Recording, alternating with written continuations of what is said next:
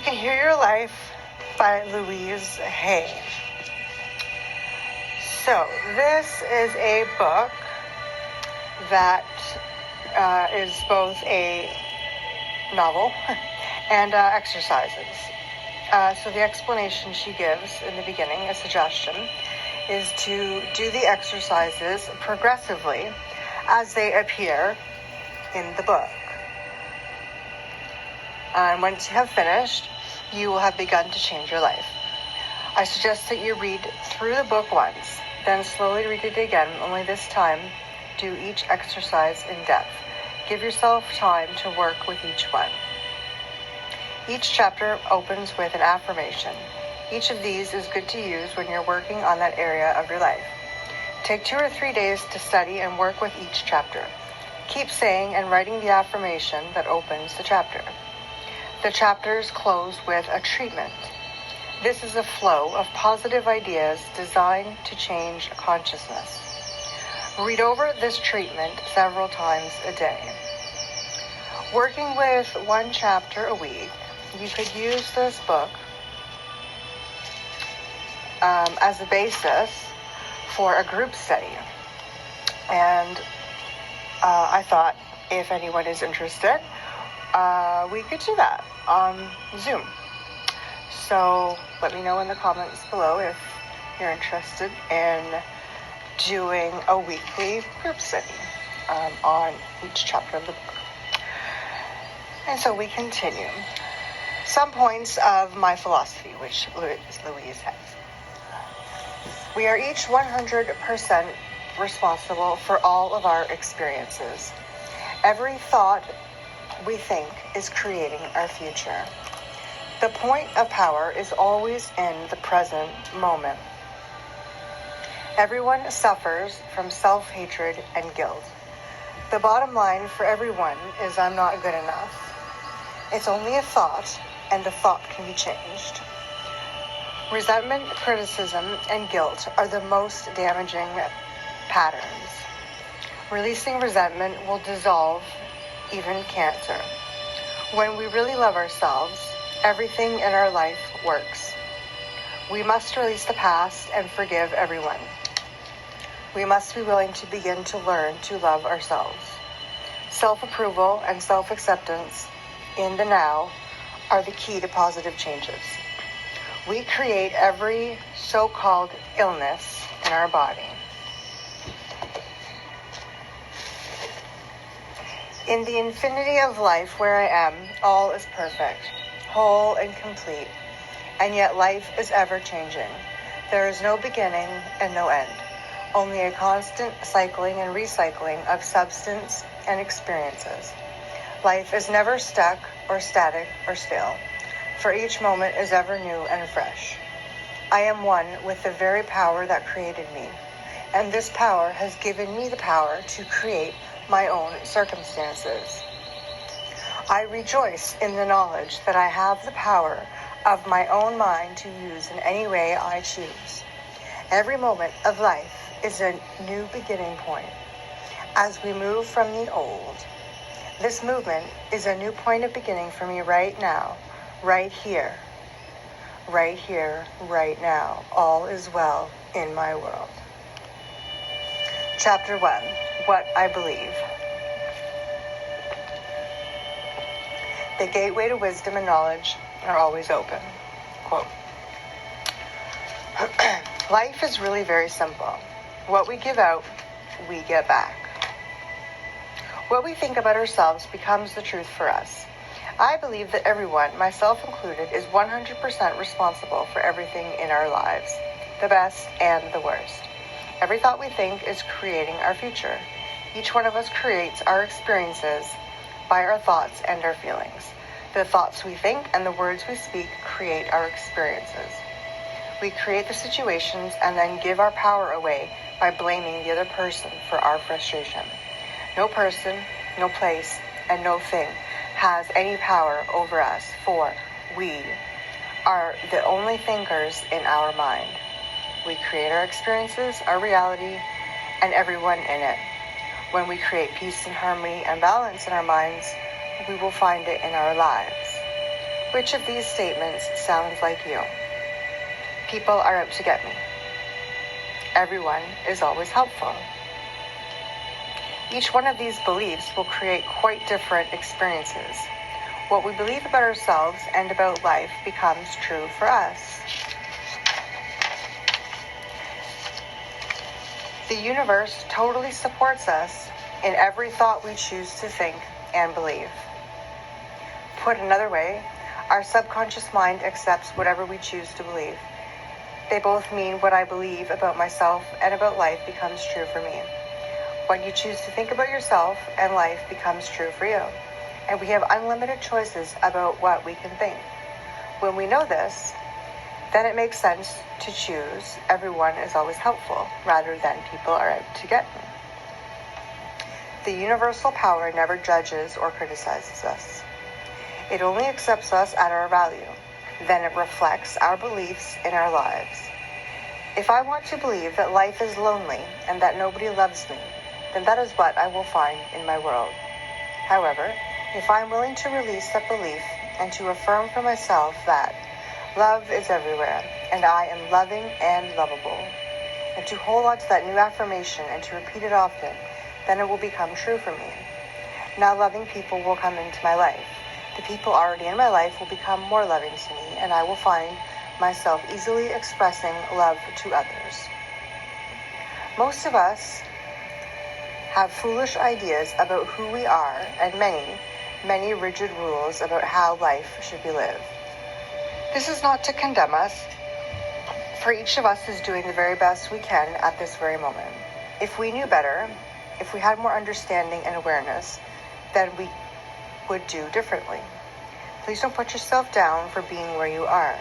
The very fact that you have found this book and have discovered me means that you are ready to make a new positive change in your life. Acknowledge yourself for this. Men don't cry. Women can't handle money. What limiting ideas to live with. When we are very little, we learn how to feel about ourselves and about life by the reactions of the adults around us. It is the way we learn what to think about ourselves and about our world. Now, if you live with people who are very unhappy or frightened, guilty, or angry, then you learned a lot of negative things about yourself and about your world. I never do anything right. It's my fault. If I get angry, I'm a bad person. Beliefs like this create a frustrating life.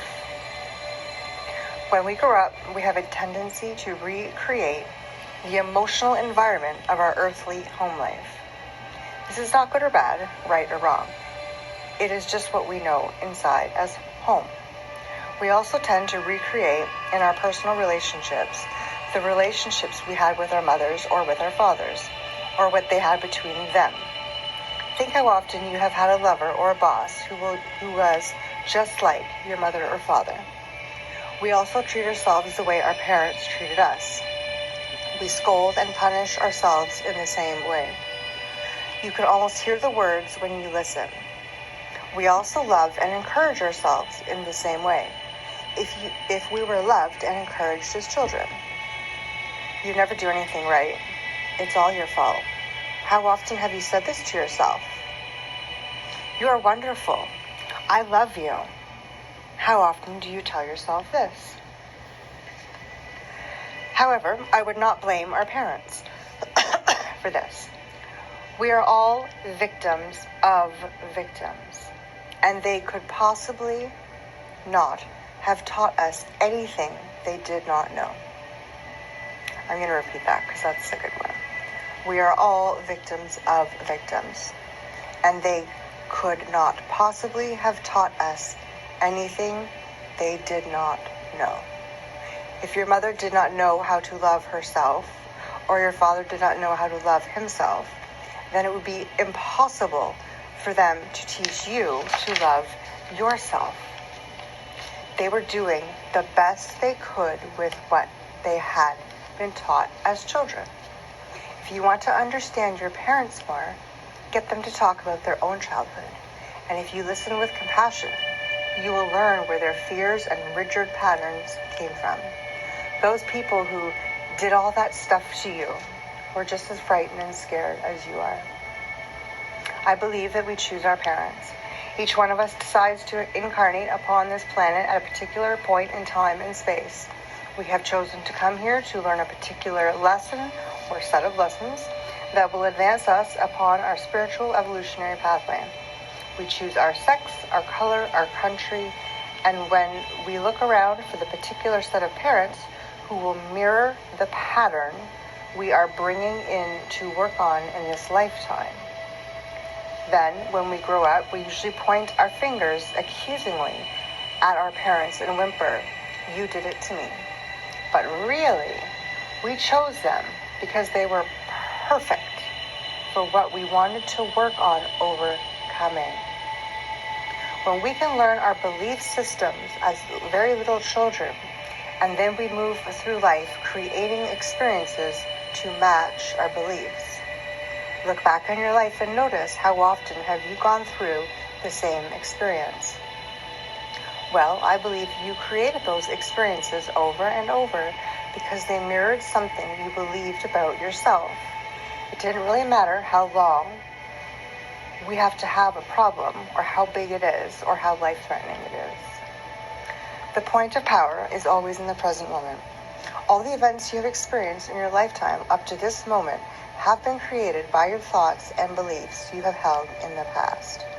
They were created by the thoughts and words you used yesterday, last week, last month, last year, 10, 20, 30, 40 or more years ago, depending on your age.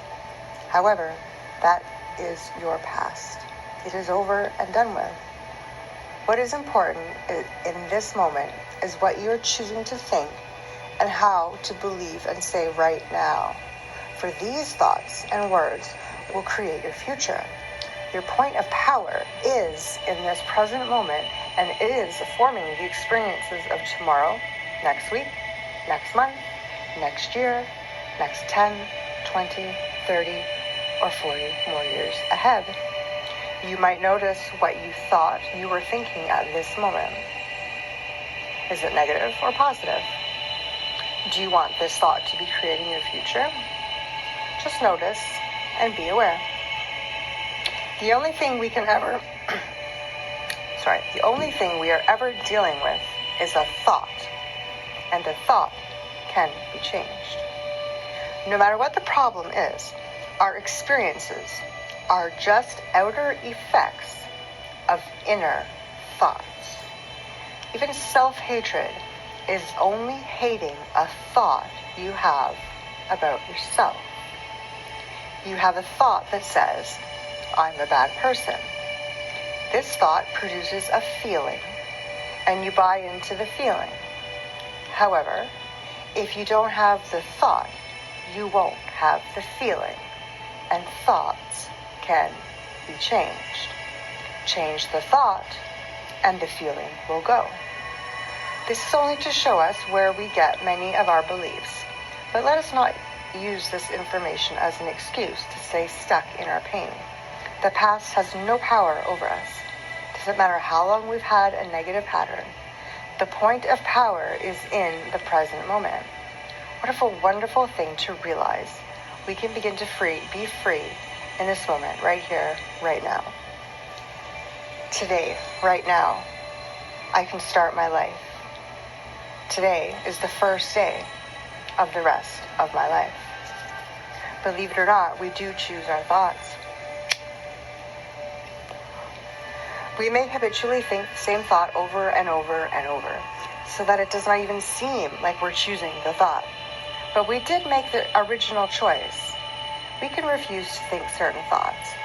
Look how often you have refused to think a positive thought about yourself. Well, you can also refuse to think a negative thought about yourself. It seems to me that everyone on this planet who I know or have worked with is suffering from self-hatred and guilt to one degree or another. The more self-hatred and guilt we have, the less our life works. The less self-hatred and guilt we have, the better our lives work on all levels. The innermost belief for everyone. I have worked with is always, I'm not good enough. We often add to that, and I don't do enough, or I don't deserve. Does this sound like you? Often saying or implying or feeling that you are not good enough. But for who? Who are you not good enough for?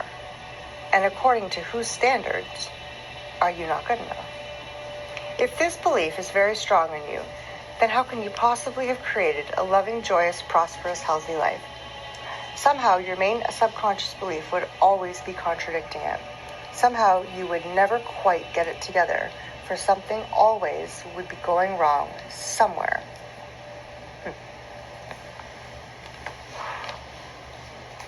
I find that resentment, criticism, guilt, and fear cause more problems than anything else.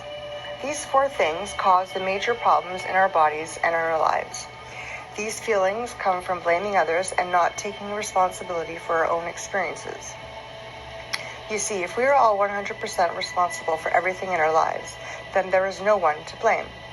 Whatever is happening out there is only a mirror of our own inner thinking.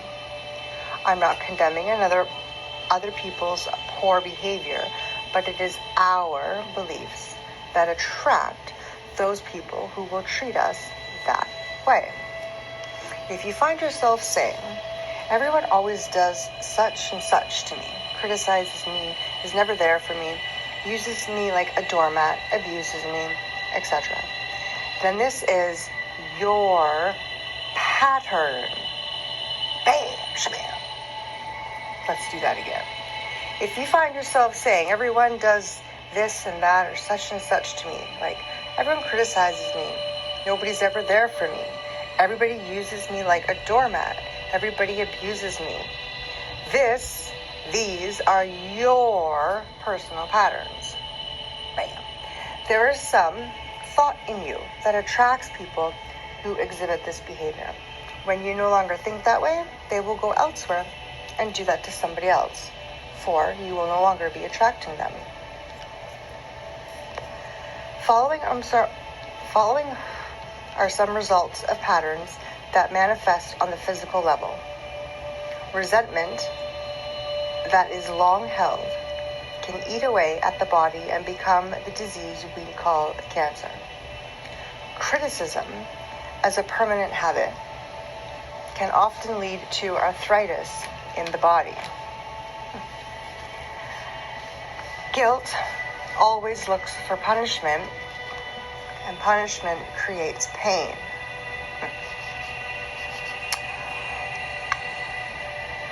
So when someone is in a lot of pain, they are holding a lot of guilt. Fear and the tension it produces can create things like baldness, ulcers, and sore feet. I have found that forgiving and releasing resentment will dissolve even cancer. And while this may sound simplistic, I have experienced it and seen it working.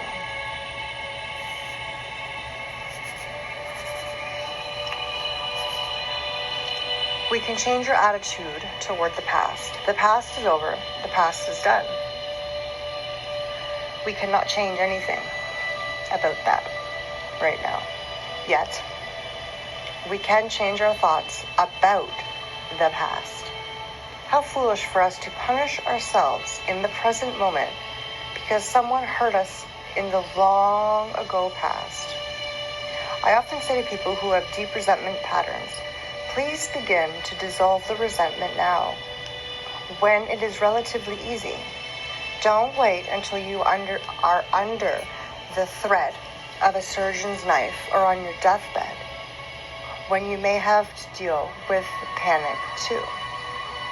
When we are in a state of panic, it's very difficult for us to focus our minds on the healing work.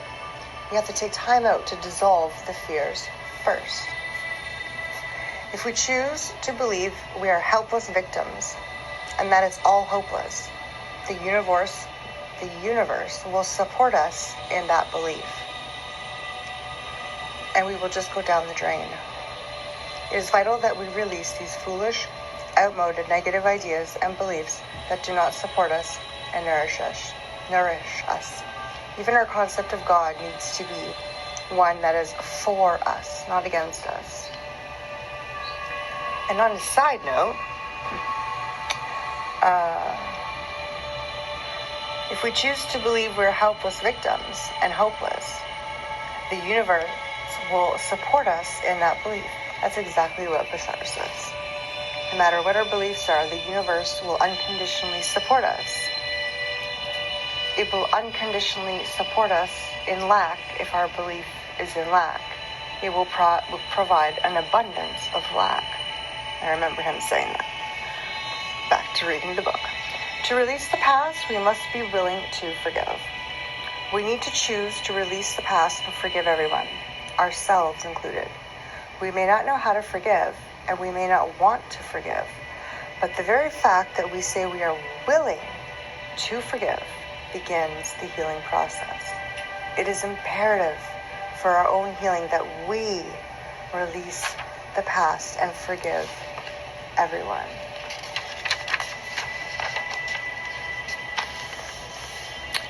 Quote, I forgive you for not being the way I wanted you to be. I forgive you, and I set you free. I forgive you for not being the way I wanted you to be. I forgive you, and I set you free. This affirmation sets us free. And a side note to that, a great method for forgiveness is the Ho'oponopono, which I think I'll do another video on. The 4 phrases are, I'm sorry, please forgive me, thank you, I love you. And the Ho'oponopono came from a Hawaiian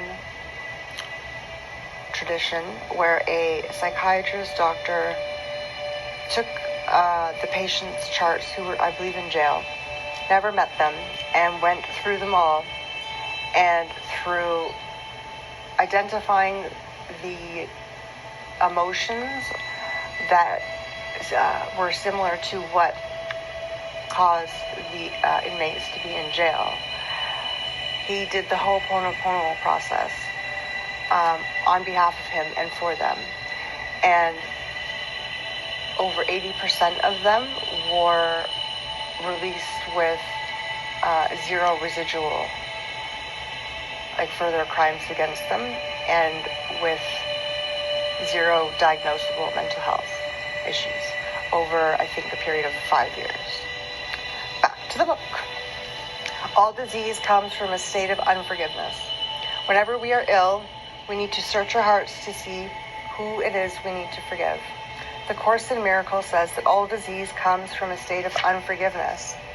Whenever we are ill, we need to look around to see who it is that we need to forgive.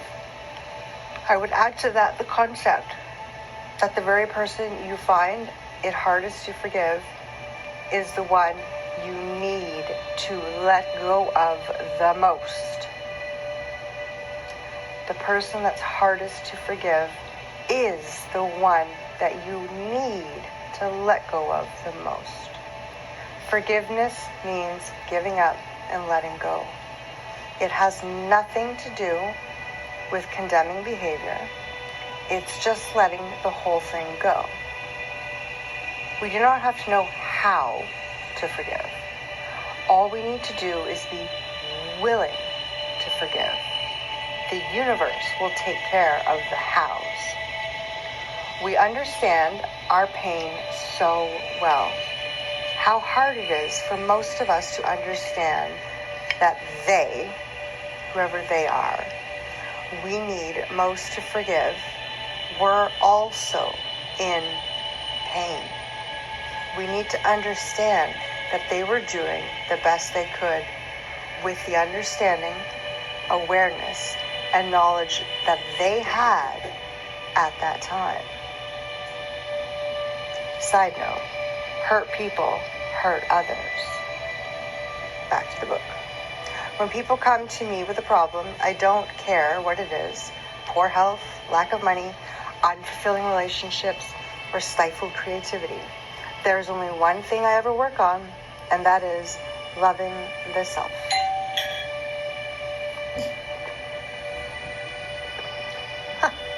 God's at my door. I find that when we really love and accept and approve of ourselves exactly as we are, then everything in life works. It is as if little miracles are everywhere. Our health improves, we attract more money, our relationships become more fulfilling, and we begin to express ourselves in creatively fulfilling ways. All of this seems to happen without even our trying.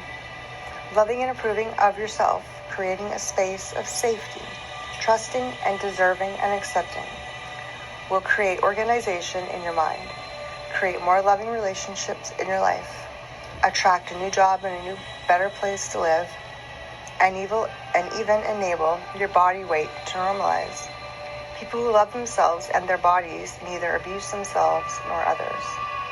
Self-approval and self-acceptance in the now are the main keys to positive changes in every area of our lives. Loving the self, to me, begins with never ever criticizing ourselves for anything. Criticism locks us into the very pattern we are trying to change. Understanding and being gentle with ourselves helps us to move out of it. Remember, you have been criticizing yourself for years, and it really hasn't worked. Try approving of yourself and see what happens. In the infinity of life where I am, all is perfect, whole, and complete. I believe in a power far greater than I am that flows through every moment of every day. I open myself to the wisdom within, knowing that there is only one intelligence in this universe. Out of this one intelligence comes all the answers, all the solutions, all the healings, all the new creations. I trust this power and intelligence, knowing that whatever I need to know is revealed to me, and that whatever I need comes to me in the right time, space, and sequence. All is well in my world. That is the end of chapter 1. What thoughts and beliefs am I holding on to that are causing the outcomes in my life that I am creating? Who do I have the hardest time with forgiving? That's probably where I should focus my attention first. Do I have any resentments? What are they? Who are they against? Why? What belief did I hold about that situation? How did I view that person in that situation that made me feel that way about the situation? What did I think about myself in that situation that made me look at that person in that situation that caused me to have the resentment because they weren't acting the way that I wanted them to act? These are some questions that you can ponder, and I'll provide a little bit of time and space